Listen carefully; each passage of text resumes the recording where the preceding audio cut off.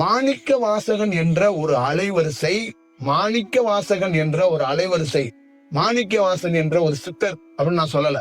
மாணிக்க வாசகன் என்ற ஒரு அலைவரிசை இந்த கமண்டலம் என்று சொல்லக்கூடிய ஞானிகளால் போற்றப்படுகிற, கொண்டாடப்படுகிற குறியீடாக வைத்திருக்கின்ற தண்டத்து வழியாக, தண்டம் என்பது முதுகு தண்டு வழியாக ஏறி போய் தன்னுடைய கமண்டலத்திலே, கபாலத்திலே மாணிக்க வாசகன் இறங்கிய போது அந்த நீரிலே முழுகி கரைந்து போனான். அந்த கமண்டலம் என்பது ஆகாயம். வான் கலந்தேன் மாணிக்க வாசகன் என்று சொன்னதற்கு, எவன் ஒருவன் கமண்டலத்திலே போய் குதிக்கிறானோ, எவன் ஒருவன் அந்த செயல் வடிவத்துக்குள்ளே, தன்னுடைய கபாலத்துக்குள்ளே எவன் இறங்குறானோ அவன் வான் கலப்பான்.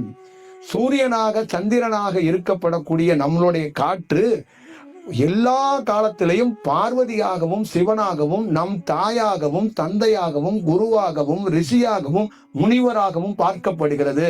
இந்த இரண்டு காற்றையும் எவன் ஒருவன் கமண்டலத்திலே கொண்டு, அங்க கபாலத்திலே கொண்டு போய் உச்சத்திலே கொண்டு வைத்துக்கிறானோ அங்கு இரண்டும் கரைந்து போகிறது. அதுதான் வான் கலக்கிறது என்பது பொருள். அந்த கபாலத்துக்குள் செல்லாமல் கபாலத்துக்கு கீழே இருந்தவன் சமாதி அடைகிறான். எல்லா சமாதியும் தான், ஜீவ சமாதி, எந்த சமாதி, அந்த சமாதி எல்லாம் அந்த சமாதிக்குள் தான்.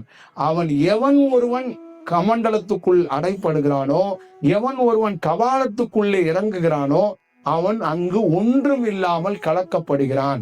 அங்கு ஒன்றும் இல்லாமல்னா அங்கு மாணிக்க வாசகனும் ஒன்றும் இல்லை, அங்கு அவனுடைய தந்தை என்று சொல்லப்படுகின்ற சிவனும் ஒன்றும் இல்லை. அங்கு ஒன்றும் இல்லாத வெற்றிடத்தில் அவன் கலந்து விட்டான். அதைதான் அவன் குறிப்பிட்டான். வான் கலந்தேன் அப்படின்னா, வான் கலந்தேன்னா வானத்துல போய் கலக்கல.